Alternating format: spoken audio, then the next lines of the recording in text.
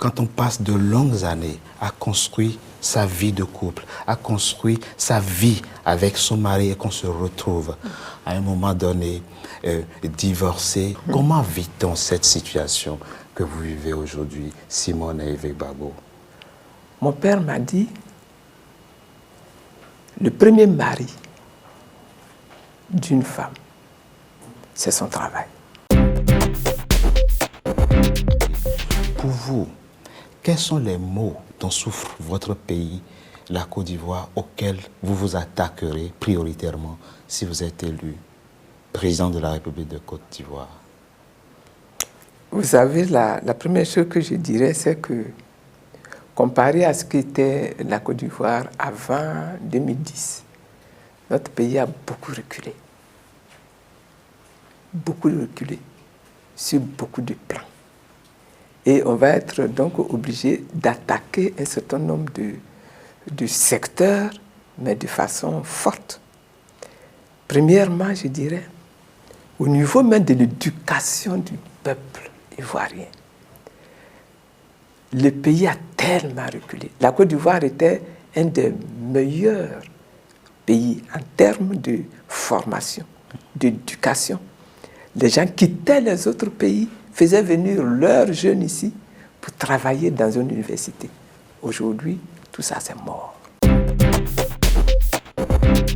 Comment il faut faire face à ça?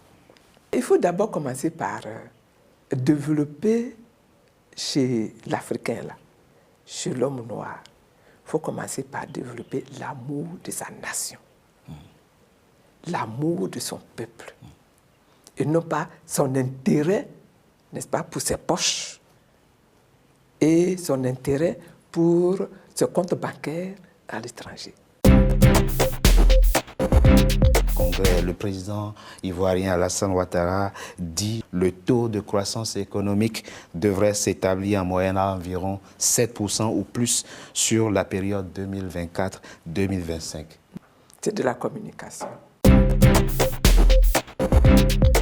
Madame Simone Gbagbo, vous allez regarder cette caméra et envoyer deux messages. Un aux gouvernants de ce pays et un aux Ivoiriens qui vous écoutent. Et ce, en lien avec la présidentielle qui attend votre pays dans 12 mois. Aux Ivoiriens, je voudrais dire que notre pays, là, aujourd'hui, est un pays qui est convoité par de nombreuses personnes, par de nombreuses autres nations. Mais c'est le pays que Dieu nous a donné.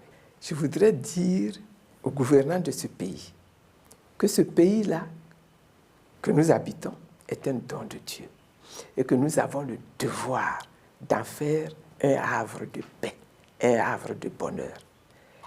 Nous faisons notre part en tant qu'organisation dans l'opposition pour vous transmettre ce que nous pensons, ce que nous avons comme idée. Vous faites votre part.